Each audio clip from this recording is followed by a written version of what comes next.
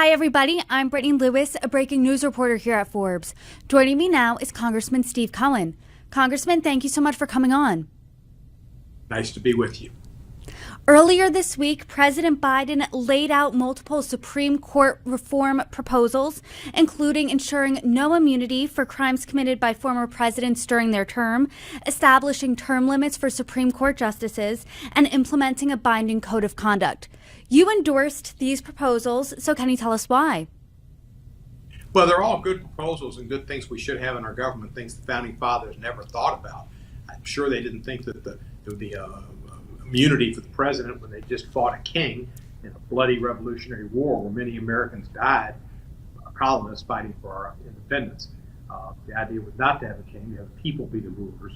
And there has never been any precedent for the king, the president, having this type of immunity. And when particularly it's Trump who's done so much to go beyond his powers by leading a coup on the United States and asking people to charge the Capitol or you won't have a country anymore, and calling those people hostages and saying they're great heroes and that he will commute their sentences. You see a president who would take those powers he'd be given with immunity and stretch them to the end, including overthrowing our government, which is, I believe, was an impeachable offense, which he was impeached but not convicted, and where he should be tried in court and will be, except for the Supreme Court not slowing everything down so that the wheels of justice can't spin at the right pace and allow for trial before this election so that people will know what their president's crooked. So that's one that I certainly agree with. The terms, nobody expected humans, let alone Supreme Court justices, to live to an expected life expectancy of 80 or so. When the Constitution was drawn up, I think the average lifespan is probably about 50-something years. And people have gotten older, and nobody expected they'd be on the court that long. And it's been shown that 9 is a sufficient number. It has expanded over the years, generally in relation to the number of districts. We had circuit districts, and we now have 13 districts. So expanding the court would be a good thing, too. But the term limits idea of having an 18-year term limit and having them be on a revolving basis to where you can't have Mitch McConnell in the future use processes to deny a vote on Merrick Garland, to speed through a nomination on Amy Coney Barrett when he didn't allow a vote to be brought up on Merrick Garland, to get and other issues that related to Kavanaugh and the FBI, all kind of problems. And then what Alito did, his wife did, he defers to his wife on flying those flags both at his home and at his vacation home, were inappropriate for a Supreme Court justice. And what Clarence Thomas has done, accepting hundreds of thousands, millions of dollars worth of gifts for his Winnebago, whatever it may not be a Winnebago, it's probably a Cadillac Winnebago, and for trips to exotic resorts, all paid for by Mr. Crow in Texas, and not report those. That's wrong too. So there should be a code of ethics. Every court has one. The Supreme Court should abide by one, and there should be one. So I agree with all the saying. Whether they'll happen in this Congress, I don't think so. The Republicans won't vote for anything at all that changes the Supreme Court or their ability to influence it. So it's unlikely to happen. Constitutional amendments to take a large supermajority and have 2 of the states. That's not going to happen either. But the first thing that has to happen with any kind of change is to be introduced to the marketplace of ideas and have it be discussed.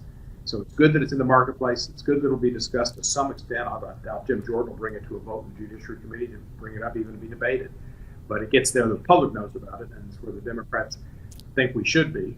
And so it's good that he proposed it, and that's why I support it. And it's being discussed now between you and me. So let's start with that last proposal first. How does that binding code of ethics differ from that code of conduct that was adopted by the Supreme Court in November? Well, the Supreme Court, there's no enforcement mechanism, and they've never used it. It's just there. It's like best rules, best practices. And they haven't, Clarence Thomas, I'm not exactly sure what the rules encompass, but I'm sure they wouldn't permit somebody to buy you a vehicle and hundreds of thousands of dollars vehicle and take you on these trips like he's done and get them tickets to events that you can't otherwise get that cost tens of thousands of dollars and not report it. They're supposed to report it, they haven't done it, but there's no sanction if they don't do it. If you don't have sanctions, you don't have rules, or you get a rule, you can't murder anybody unless there's jail time, and it's no good. you've got to have teeth in the law. There's no teeth in that Supreme Court code. When it comes to term limits, the point, some would argue, of lifetime appointments is to ensure fairness. So if there are term limits, do you think the court would have less independence? The justices would be more susceptible to being swayed at all? Well, I think they're swayed right now because they have lifetime appointments, and I think they've forgotten the whole idea of maybe why they were put there, although I'm not sure if Clarence Thomas ever understood it. He holds Thurgood Marshall's seat, and he is as close to Thurgood Marshall as I am to Mars. It's just absurd, the distance of the people, and that seat was supposed to be for somebody who articulated and supported issues concerning civil rights and fairness to people who've been disenfranchised or are not allowed to be part of what would be a more perfect union. So, I don't know that the shorter terms, at least they know that they have a replacement, and the replacement might have a more current thought. Now, you could appoint people like that Trump has appointed, who the Federal Society have recommended, who don't think as people, I think, of their generation do, but they're old heads in younger bodies. Kavanaugh, and he's probably in his 50s, I think, but he thinks like somebody who's in his 80s. He's got a mentality of the 50s in time, calendar, not in a chronological number. Democrats like yourself have been largely supportive of these proposals. Some Republicans not so much. One Republican in particular, Senator Mitch McConnell, did say this, quote, "President Biden and his leftist allies don't like the current composition of the court, so they want to shred the Constitution to change it." What do you make of his response? Well, that's just hogwash, gibberish, political doublespeak. When you call your Democratic colleagues leftists, you should discount anything the man has to say. That is something Trump has put in the lexicon. We're left of him. We're left of most Republicans, but most of us are not leftists. And that's the kind of rhetoric that is wrong in America, and it's the kind of rhetoric that makes things wrong. And Mitch McConnell doctored the Constitution within the spirit of the Constitution by not allowing Barack Obama's nomination of Merrick Garland that came forth, I think, in February of this last year in office, saying it's too close to the election. But then when Justice Ginsburg died, and he put Amy Coney Barrett through in less than a month before the election, I think she came in within weeks of the election. It showed he has no moral integrity, and he has no moral compass. He's a pragmatic, transactional politician.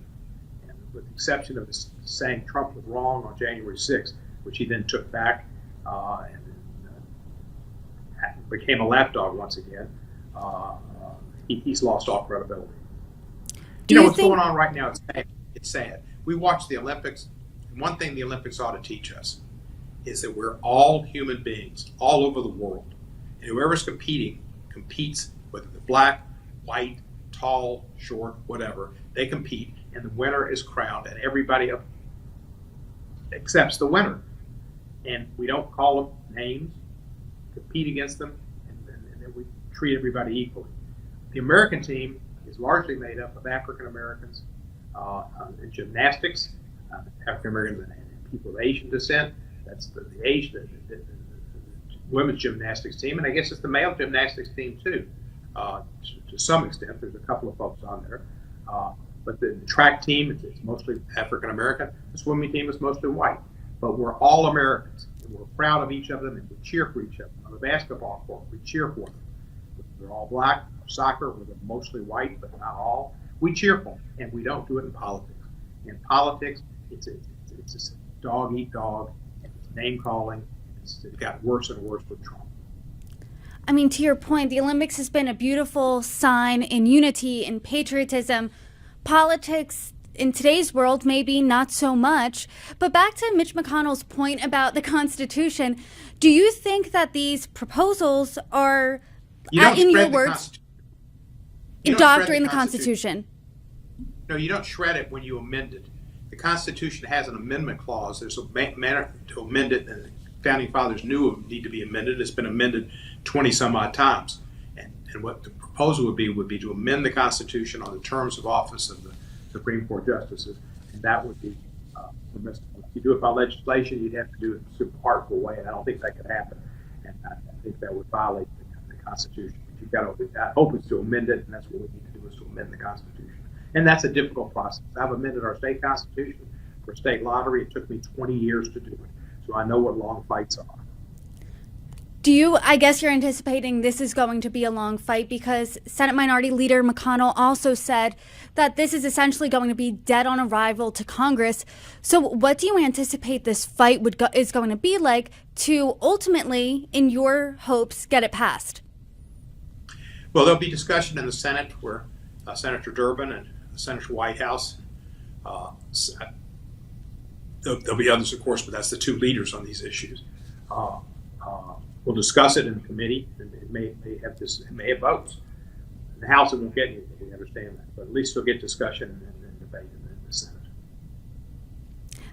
A new Gallup poll shows that the approval rating for the Supreme Court is at a near historic low at 43%. Do you think that these types of proposals will make Americans believe in the court once again, that approval rating will go up? It would go up if there were term limits. It would go up if there was a code of conduct that they were required to adhere to, and that there were sanctions if they violated it. It would certainly go up. Whether this court can do those things, it's very hard. I had great faith in Justice Roberts. I met with him on several occasions when I was chair of a subcommittee in the Judiciary Committee that dealt with the courts. And we had discussions on occasion, and I had respect for him. I thought he cared about the courts. But lately, he's been voting 6-3. And then the vote to Trump v. USA to give these godlike, king-like powers to the president are just anathema to me and to anybody that believes in the Constitution. There was no precedent for it at all. Then in the Dobbs decision, it took away women's right to vote. Ripped up Roe v. not women's right to vote, but women's right to choose, and it tore up Roe v. Wade. There was not precedent for that either. The precedent was that there was penumbral rights, there was a right to privacy. Roe v. Wade was accepted as the law, and they all said when they came through there, the nomination process, they would abide by precedent, and they basically suggested Roe v. Wade was not going to be overturned. They lied. Democrats clearly the Supreme Court's lost it. The Supreme Court's lost a lot of its respect because they lied during the confirmation process. I mean, Kavanaugh's main thing he's remembered for is, I like beer. Democrats clearly, as you said, weren't happy with Roe v. Wade being overturned. Are these proposals a direct response to that? Well, it's partially a response to Roe v. Wade, but it's also a response to Clarence Thomas's egregious conduct and accepting all these monies. But I guess it was the same man, Mr. Crow, paid for a house for his mother, paid for a home, took his house. I think they're going to build it into a monument to Clarence Thomas. They're paying for the education of one of his either stepchildren or godchildren. It's just, any other public official would be in jail for doing what Clarence Thomas has done. And Congressman, do you think, are you suggesting then that Justice Thomas should be in jail? I think that other public officials would be, because there are laws that don't allow that type of behavior. It's called bribery, and it's called bribery or extortion, or taking public services, public gifts to influence your public decisions. It's something hard to do, but you should not be accepting outside gifts. And you can't in Congress, and you can't in most public offices. And if you do, you get in big trouble. And we've seen what's happened in other jurisdictions. What do you say then to Republicans who are criticizing Democrats, saying, hey, they don't like a few decisions that the Supreme Court has made, so they want to change the rules now? What do you say to that? It's not just a few decisions. It's lots of decisions where they don't have precedent. They've taken away the rights of the regulators who know more about the subject matter than courts do, which was shown in the opinion when Gorsuch didn't even know what some of the chemical agents were, and he said something was a laughing gas, and it wasn't laughing gas. It was he didn't know, and it showed that the experts know, and they're the best ones to make the rules and regulations. And that decision will set back environmental law in this country and conservation law. Congressman, they've done it there. They've done it with guns. They've done it with guns, and they've let guns run rampant in our country. They did it with bump stocks. They've done everything to not make this country safe for people walking on the streets, breathing the air, or feeling that the court is representing the Constitution and justice rather than themselves and their wealthy friends. Congressman, before I do let you go, I want to go a complete 180 now and get your reaction to news today. I do understand you've had a busy morning because prisoners like Paul Whelan and Evan Gershkovich, the Wall Street Journal reporter, were freed in an elaborate prisoner swap between Russia, the United States, and some other Western countries. What's your reaction to the news? Well, I was overjoyed to hear it. Vladimir Kara-Murza was one of the individuals released. He's got a green card in America. His wife and children are American citizens. They live in Virginia. He was an op-ed for the Washington Post and other papers writing about Russia, and it's a great hero. He's a hero to me. I met him, got to know him well. I know his family.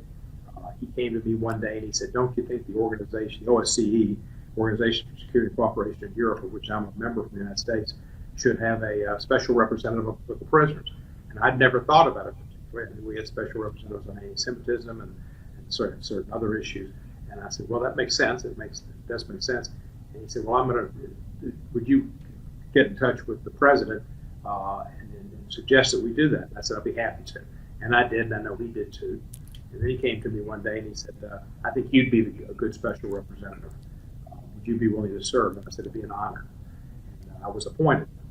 And I know, in retrospect, he knew he went back to Russia, he was going to be arrested. And he was going to be a political prisoner. And he was looking for me to look after him, which I did. And he told me that the worst nightmare, the worst thing that can happen to a political prisoner is to be forgotten. And every chance I could, I'd let people know about Vladimir Kara-Murza, his heroism. He'd twice been poisoned by Russians, and thought he was close to death. People thought he was going to die, and he didn't. And yet he went back. He said, "I must go back. I'm a Russian politician. I cannot be outside the country when my people are in the country and trying to get freedom, democracy, and a free Russia. We will have a free Russia." So we went back and he got arrested on trumped-up charges. He made a speech at the University of Arizona State, about the war in Ukraine. He didn't call it a special military operation. He was sentenced to 25 years with ill health. I thought he would die in prison like Navalny. So I was happy. I was certainly happy for Gershkovich too, and then for the lady that was with the Radio Free Europe, and for Paul Whelan. There are others that should be released too. There's a lady there, I think she was an actress or a ballerina, and she gave $50 or $25 to some group in Ukraine, and she's serving a long time, and she's an American citizen. There are others there. There's a teacher who I think had a small amount of pot, and he's been sentenced to many, many years. So I was happy today. It was a great day. President Biden was at his best. He's a diplomat. Secretary Blinken worked with him, and of course Jake Sullivan. And they got the job done. It took a long time, and they pulled Germany and Poland and Norway and Slovenia to be involved in this. They all gave up something. Some of them, I don't think they got anything. There were a couple of Germans released from Russia. There were several friends of Navalny in Russia who were released. I guess they'll come to the West. But it was a great day for diplomacy. It was a great day for freedom, and it's wonderful to see these people united with their families, particularly Vladimir Kara-Murza. He's one of my heroes for all time. Have you been able to talk with him today? No, I don't think anybody has. He's not in good health. He's been taken to Ramstein Air Base in Germany, which has a wonderful medical facility, and that's where his wife and children were taken to meet him. He had problems with his feet. He'd been in solitary confinement for, I think, 2 years. And he had some problems to start with, and they got worse. So he's going to be in the hospital, I'm sure, for a while. Hopefully they can correct whatever problems he has, or cure whatever problems he has. He can return to America. I sent him an email and just said, "Welcome home, pal." And I sent Evgenia an email and said how happy I was for her. It was just about 3 weeks ago, or maybe a month, at the democracy movement's dinner in Washington, and I presented an award to she and her husband at that dinner. And she's done a great job representing his views, articulating the need for a free Russia, and trying to replace Vladimir, which is impossible to do, but she's done a great job. They're a remarkable couple. And it's certainly a great day for America and journalists as well. We all celebrate the return of Evan Gershkovich. Congressman Steve Cohen, thank you so much for the conversation today. I hope you join me again. I hope so too. Nice to be with you.